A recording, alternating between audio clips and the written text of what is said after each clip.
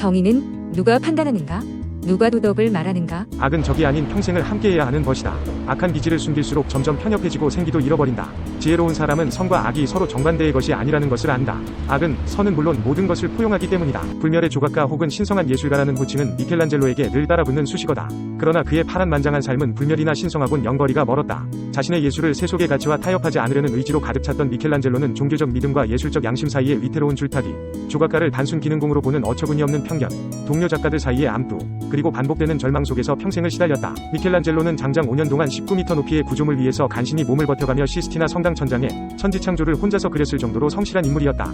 하지만 생전의 세상은 그에게 악으로 보답했다. 어렵게 완성한 다이상은 성난 피렌체 시민들 손에 부셔졌고, 평생 심혈을 기울였던 율리우스 2세 영묘 조각은 후임 교황이 트집을 잡는 바람에 자리도 못 잡고 사라졌다. 산 로렌초 교회의 정면부를 리모델링하려고 떼어온 최상급 대리석은 메디치 군주의 변덕 덕분에 피렌체 대성당의 바닥돌로 깔리는가 하면, 예술의 기적으로 일컫던 최후의 심판은 물감이 미처 마르기도 전에 회벽을 파내고 개칠했다. 르네상스를 통틀어 최고의 조각가로 꼽히지만 금전운도 따라주지 않았다. 심지어 교황을 비롯한 주문자들이 하나같이 돈을 후려치고 떼먹는 바람에 평생을 빚더미에 눌려 살아야 했다. 천사 같은 게 무슨 소용이냐? 교회가 이만큼이나 된 건 다 내 덕분이지. 이런 말을 태연히 뱉는 교황 앞에 나중에는 에라 하는 심정으로 자기가 만든 피에타 작품까지 죄다 때려 부쉈다. 우리는 학교에서 레오나르드 다빈치가 화가, 조각가, 건축가, 공학자, 자연탐구자, 미래연구자로서 빛나는 업적을 쌓았다고 배웠다. 그러나 학교는 우리에게 그의 창작 동기가 사악한 이기심이었다는 것은 가르쳐주지 않았다. 기실 다빈치는 대단히 이기적인 인물로서 뱀처럼 의심이 많았고 남과 과실을 나눈다는 생각을 거의 하지 않았다. 언제나 그는 다른 사람들이 자신의 아이디어를 훔쳐갈까봐 두려워했다. 그는 거울에 비추어 보아야 제대로 읽을 수 있는 왼손 글씨를 사용했으며 약자와 단어 붙여쓰기 등으로 다른 사람들이 해독하기 힘든 노트를 만들어 사용했으며 그 일부는 오늘날까지도 완전히 해독되지 않고 있다. 우리는 레오나르드 다빈치가 모나리자를 그린 것도 당시 무기업계의 최고 기능 보유자로서 잔혹한 살인 취향을 가졌던 체사르 보르지아를 위해 잔인한 무기들을 고안한 것도 순전히 개인의 이익 추구 때문이었다는 사실은 배우지 않았다. 하여튼 사람들의 이기심이 없었다면 세상은 경제적으로는 더 어려웠을 것이다. 미켈란젤로 역시 오늘날 우리들이 알고 있는 것만큼 선으로 가득 찬 인물은 아니었다. 학교는 우리에게 미켈란젤로가 당시 최고수급 작품 제작자였다는 사실은 가르쳐주지 않았다. 사람들의 태도는 늘 이중적이다. 조르조 바사리는 예술가열전에서 그 부분을 이렇게 묘사했다. 미켈란젤로는 진짜와 똑같은 가짜 그림들을 그렸다. 그림에 연기를 쇠 오래된 것처럼 만들기도 했다. 때론 빌려온 원본 그림을 갖고 대신 자신이 그린 가짜를 돌려주기도 했다. 그 밖에 논쟁의 여지가 있는 문제들에 대해서는 종종 미켈란젤로의 주장만 알려져 있다. 18세기에 가장 영향력 있는 계몽사상가 중 한 사람이었던 장 자크 루소는 다른 재능들은 모두 뛰어났지만 인간적인 면에서는 괴팍하고 모순투성이의 인간 말종이었다. 그는 1741년 만난 테레제와 1768년에 결혼하고 5명의 아이들을 낳았다. 그는 후일 이 5명의 아이들을 모두 고아원으로 보내는 만행을 저질렀지만 어느 아버지도 내가 했던 것보다 더 다정하게 해줄 수 없다 고 주장했을 정도로 뻔뻔한 인물이었다. 그 아이들을 포함하여 그의 수많은 자식들은 고아시설에 맡겨졌다가 거기에서 대부분 굶어 죽은 것으로 추측된다. 또 그는 자신을 위해 아이를 5이나 낳아준 테레제마저 한 번도 사랑한 적이 없다고 말한 인물이다. 하지만 이런 위선에도 불구하고 인간은 자유롭게 태어났지만 어디서든지 속박받는다는 그의 위대한 사상은 여전히 남아 세인의 높은 평가를 받고 있다. 아리스토텔레스는 이렇게 말했다. 선은 두 가지의 의미가 있다. 하나는 절대적인 선이며 다른 하나는 누군가를 위한 선이다. 마하트마 간디는 흔히 자신이 지닌 도덕적인 권위에 힘입어 인도를 영국으로부터 독립시킨 사람으로 통한다. 역사가들은 비폭력 저항을 내세운 간디가 영국이라는 거대한 식민지 권력에 무릎을 꿇게 했다고 강조한다.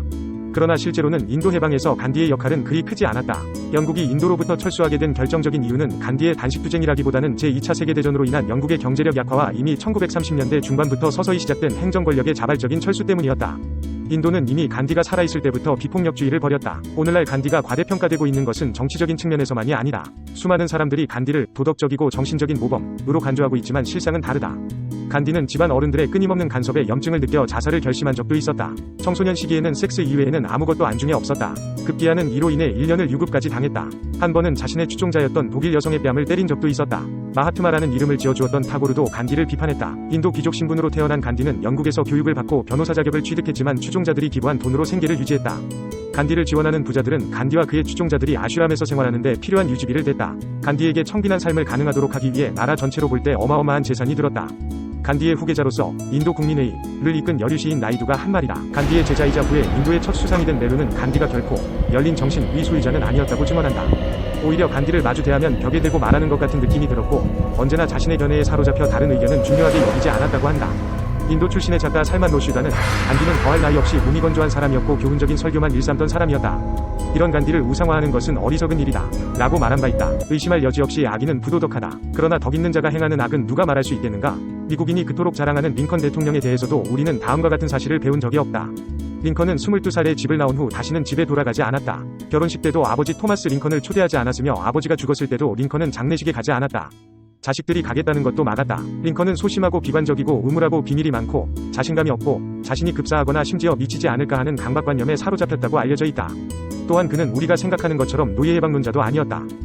우리의 유교 잣대로 링컨을 평가하면 그는 부모 자식도 개의치 않았던 페르나의 인간 쓰레기였다. 육신의 부모에게 잘하라는 기독교의 가르침에도 위배되는 인물이다. 역사는 철저히 승자의 편이다. 링컨의 실제 전기는 그의 고향 마을에서도 사후 150년 이상을 숨겼을 정도다. 그렇다. 사무엘 버틀러의 주장처럼 도덕이란 자기가 사는 나라의 관습이며 자기 친구들과 공유하는 감정에 불과한 것인지도 모른다. 그렇지 않다면 학교가 우리에게 위인들의 악한 면을 한 번도 가르쳐주지 않는 이유가 설명이 되지 않는다. 누가 착하게 살라고 하는가? 누가 도덕을 말하는가? 우리가 도덕적 잣대로 삼아온 사회 관습은 시대, 장소, 문화 상황에 따라 가변적이고 상대적이다. 때론 상충하는 경우도 많다. 고대로부터 많은 종교인과 철학자들이 보편적이고 절대적인 잣대를 주장해왔지만 사정은 마찬가지다. 벤담의 공리주의와 칸트의 의무주의도 모든 구체적 상황에서 생기는 도덕적 혼란을 완벽하게 풀어주지는 못했다. 이런 문제의 혼란은 생명공학의 급속한 발전 여파로 더욱 커지고 있다. 생명공학으로 제기되는 도덕적 문제를 피해갈 수 있는 개인이나 사회는 어디에도 찾아볼 수 없다.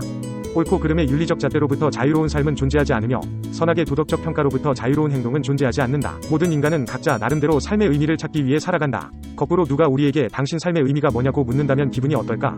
그런데도 도덕주의자들은 우리에게 어떻게 살아야 하고 어떻게 행동해야 하는지를 가르치려 애쓴다. 문제는 거기서 멈추지 않는다. 도덕주의자들은 온갖 수단을 동원하여 우리에게 자신의 견해를 따르라고 강요하는 경우가 많다. 그런데 그런 사람들이 사다리의 높은 자리를 모두 차지하게 되면 착한 양들은 우리에 갇혀 신선한 풀은 구경도 못한 채 주인이 던져주는 사료만 먹고 한 많은 세월을 살아야 한다. 언제나 선하려고 하는 사람은 선하지 않은 수많은 사람들 사이에서 파멸할 수밖에 없다. 악인이 지옥에 가는지는 몰라도 선인은 이미 이 땅에서 지옥에서의 형기를 살고 있다. 독방에 갇히지 않으려면 폭탄들은 늘 조신하게 행동해야 한다. 노역이라도 당하지 않으려면 성실히 직분을 다하고 사회 질서를 유지하고 자신의 삶에 만족하며 아이들의 교육에나 신경을 써야 한다. 던져주는 사료라도 잘 받아 먹으려면 낮은 급료에도 매일 일하러 가야 한다. 그래야 킹카, 여자에게 인기 있는 자, 강자, 부자들은 현재 자신들의 특권적 위치를 완벽하게 누릴 수 있고 킹카와 폭탄이 공평하게 세금을 분담할 수 있기 때문이다. 물론 노인이 되면 일할 수도 없고 할 수 있는 일 자체가 없어진다.